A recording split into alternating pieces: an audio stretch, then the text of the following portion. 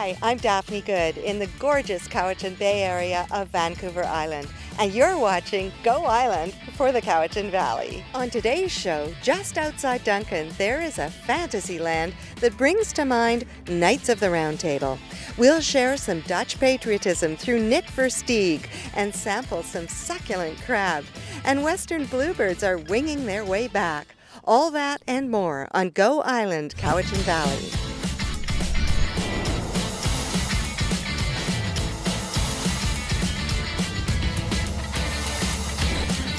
Go Island is brought to you by German Auto Import Network. Well, I'm here with Nick Versteeg, who is an award-winning filmmaker. And so a lot of people in the Valley know Nick, and also people in other parts of the world. And he's not a chef, but he's a very good cook. So what's the significance and what's the difference in your mind? Everybody thinks that I'm a chef. Like, I'm being quoted in, the chef Nick Versteeg became filmmaker. I'm not a chef. I'm a good cook. I worked with chefs for 25 years. I worked 10 years for the Food Network in the US and Canada. Traveled all over the place and learned from chefs. Because this is one of the dishes that we're going to cook today is actually from one of those chefs. Exactly. I can hardly wait. So we have succulent Cowichan Bay crab on the menu today. Now this crab from the Cowichan Bay has obviously lots of healthy nutrients in it. You haven't had any crab issues here. No crab issues here. No, we have it all year around, right? It's very well looked after because, of course, the females are not caught. Like it's only the males have to be a certain size, right? That they when they're being caught, and it's great. And they have only a few licenses, right? So it's well controlled. And of course, Dungeness crab is wonderful. All right, and wonderful. Beautiful, fresh food in front of us. Please describe what you'll put together, Nick. So we have tomatoes from last year that I reduced, that I'm going to use as a bottom. And reducing is you take all the water out. Don't forget tomatoes is about 80% water. And you'll really like to have the taste of the tomatoes, of course, right? Then the next layer is going to be our Dungeness crab. And what I did with the Dungeness crab is put a couple of herbs in it. I got some tarragon in it. I got some chives that we chopped up, right? And you make a layer, a layer of this one, crab. Okay.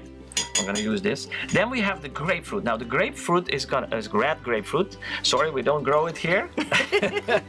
As much as in Saanich, there is actually a person that grows oranges and lemons and limes. Wow. So we can, right? So this is the layer of grapefruit. Then, of course, it's a crab dish. So we put another layer of the Dungeness crab on here.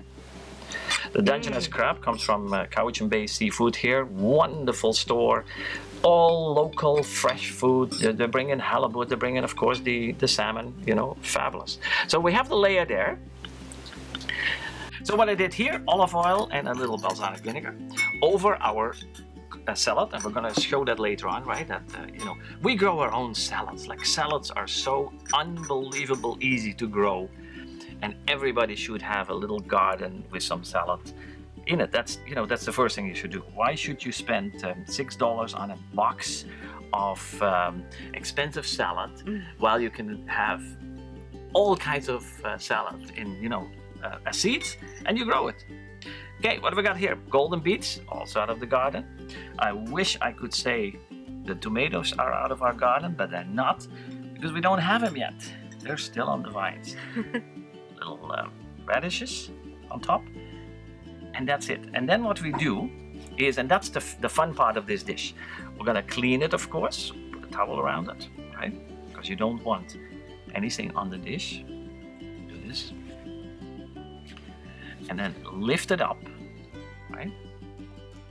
You see, you got a beautiful dish. It's not done yet, because we'll go here to the fennel juice. So I made a fennel juice with tarragon in it.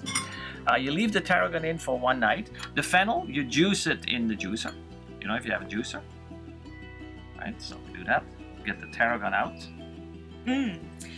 The tarragon is pure for taste, right? Let me put this back here. Wonderful scent of the mix of them. That's right. Oh, you smell it already, right? And then what you do, you go to the table So you present this at the table, you say to your guest, don't eat it yet. And then at the table, you pour the fennel juice around it. And you got a beautiful summer crab dish with fresh fennel. It is a masterpiece. Oh, it just looks fabulous and fresh, fresh, fresh. Absolutely, that's the goal. That is tasty food. More with Nick Versteeg shortly. We're going to talk about his award-winning cooking documentaries. But first of all, not long ago, they were almost completely gone from Vancouver Island. But now a Cowichan Valley organization is working really hard to bring this tiny species back. Here's Jen Moranitz with our story. A quick break right now on Go Island, Cowichan Valley, but when we come back, we'll find out what catapulted Nick Versteeg into the film business. We'll see some characters acting out outdoors, and our political columnist Sean Leslie tells us about the latest at the BC Legislature. You like any of us that aren't the same. Nick Versteeg is here sharing his culinary talents and this beautiful garden in Cowichan Bay with us. And Nick's been producing documentaries for the past 30 years. He's done all sorts of work for A&E, the Discovery Channel, CBC, CTV. What catapulted you into this business in the first place, Nick? Well, I think, catapulting, of course, you have to first pay your dues, I think. So the first, we started the company in 1980, and for the first 10 years we did corporate. But it's every dream, I think, of any producer or director to get something on television. And we're going to break with A&E when we did a Second World War productions, and we did actually two for them. So one was called The Legacy of Truck Lagoon, what was a Second World War feature, and then we did the Bikini Atoll, what was great, where they blew up all these atomic bombs. And then in 1999 I got a huge break. What created DV Cuisine is when I was invited by the Canadian Chefs Association to film this event in the Bocuse d'Or in France. And the great part was they said, we don't have any money, but we will feed you and we will pay your trip. And I was actually there with Duncan over from CBC, right. Like same thing. And so we shacked up together, we shared a room together. They had no idea. And when I came back from that, I said to the chef, Bruno Marti from La Belle Auberge in Vancouver, I said, Bruno, forget the DVD, it was I think still VHS tape in that time. I said, forget the DVD. This is great for television because the show has 2,500 people cheering on, and etc. So we contacted the Food Network. Was great because we sent it. And my luck was, you have to have a little luck in this business. Yeah. My luck was the person that I had worked with Discovery Channel on a project actually had moved to the Food Network in the US and phoned me back a week later, what never happens in our industry. It takes sometimes years to sell a project. And that started a 10-year relationship with the Food Network. And we did about 6 or 7 Bocuse d'Ors, and one of them actually was shown on Shaw. Right? Yeah, and I have to say that we're very happy, Nick, that you're sharing your work with us again. We featured Bocuse d'Or, as you say. We will also be featuring some short features with our viewers at Shaw TV, so be watching for those on our channel through probably the summer, the fall and the winter, and whenever you are able to provide them, Nick. We really appreciate that. How about your Dutch roots? You actually, even though you modestly say you're not a chef, you just love to cook and you picked up a lot of tips from these people, you started doing some sort of pastry work, I understand. Yeah, my grandfather had a pastry shop in Holland, and of course your grandfather is the boss. He tells you what to do. I always wanted to go in the film business. We were avid 8mm filmmakers, my older brother and I, but my grandfather had different plans. So I went to my whole entire apprenticeship in Holland, it's 7 years. Followed him up, always worked in the business. Unfortunately, he passed away when I was in the middle of my apprenticeship. But I promised him that I would carry on the business. What never happened, but at I was 21 years old, came just out of the army and started our own pastry shop. So, we fulfilled his wish. Yes. Right? That's a wonderful thing. And you're still very involved in not only cooking, but growing. You've got a great little garden here and a wonderful bit of philosophy and advice for people that anyone can do this. It's simple to grow. Absolutely. You know, I always take the example, like we came from, when we moved here to the island, we had a 3-acre property, what was fantastic. Greenhouse visit. When we moved to Cowichan Bay, we still wanted to maintain a garden and grow for ourselves. And I think everybody can do it. You know, even if you live on in an apartment, you can put something on your balcony. Start with the simple things, the salads. You can start it already in April and grow some salads. Grow about 4 different kinds so you can mix it, right? I tell you, it took me 7 years actually to grow a good cauliflower. For the first time I got a cauliflower in the garden, but it's great, like I'm very happy with it. So stick with the basics. Right. You know, some carrots, some leeks, some kale, of course. Kale is very healthy. And then you see behind us, like, it's a small garden, but it feeds us, you know, during the summer and well in the fall.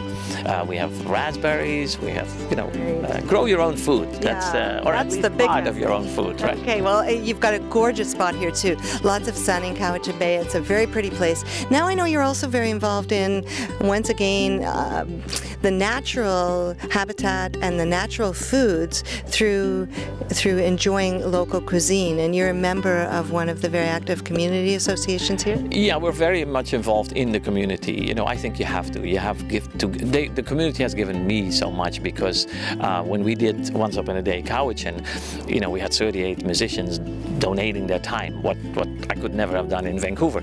So we were actually the first cheetah slow village in Canada, or in North America actually. Cheetah slow means slow city. So we call it Slow Village, of course, like it's a small village. And it means that we don't have fast food outlets. We look after our environment. You know, we're trying to, like, one of the goals is to make the bay, Cowichan Bay, to have clams and, you know, oysters and mussels grow here again. So the goal is 2020. Maybe that is too early, but at least we'd like to clean up the bay and have, because we had, you know, when the natives here, the First Nations had a thriving clam industry, and we try to get that back. So that's one of the things that we want to do is Cheetah Slow. Heritage, look after heritage, culture, history, you know. Great. Well, I feel like we've had a wonderful lesson here about how Cowichan Bay is now moving into the future. The restoration of clam beds and oyster beds must be awesome, and I imagine the tribes are quite involved with that as well. Very much so. You know, we have a lot of people participating because I think that's what we have to do. You know, we have to look a little, like we live in 2013. You know, we should look after our water, our environment. We have to. You know, we have to leave something for our children, and hopefully I sooner got grandchildren. You know, I don't know if it ever will happen, but we have to look after them too, you know. Exactly. Well, thank you so much, Nick, for spending a few moments with us, for telling us more about local cuisine. We'll be seeing your features and your documentaries. What's your next big project that will be out there? Do you know yet? Yeah, we're working on a great documentary about the Cowichan River. It's more than the Cowichan River. We start in the watershed, Cowichan Lake, Cowichan River, and come out in the estuary here. It will be a totally balanced documentary, so there's a lot of issues with the Cowichan River. And I'm a classic documentary filmmaker, so it's not going to be a one point of view documentary. We really want to do a documentary that shows all points of view. So let the people talk. And what we're going to do then, we hope to get it on television. But the main goal is to take this to town hall meetings in the area and show it and get a discussion going. Excellent. That's the best of all. Education as well as information that then causes some community dialogue, right? Exactly. Excellent, Nick. Thanks so much for your hospitality today. You're welcome. And now over to another world altogether, and Role Play will tell us more about that. And then what's up in the BC Legislature with Sean Leslie. Persona by playing with avatars, and that's of course on a video screen. But now there are others who want to do the same thing, take on a different character but without a technology connection. Here's Meg Cuthbert with our story. Thanks for joining us at Nick Versteeg here in gorgeous Cowichan Bay. We've had a great time. Hope you have as well. We'll all be watching for Nick's features on various TV channels, including Shaw TV. And remember to let us know if you have any story ideas. Any story ideas that affect the Cowichan Valley, we'd love to hear from you. You can Facebook us or tweet us. You can also contact us via email. Thanks for watching. We'll see you next time. Go Island is brought to you by German Auto Import Network. Men's Wardrobe by DG Bremner & Co. Menswear and accessories. Hair services provided by Salon J.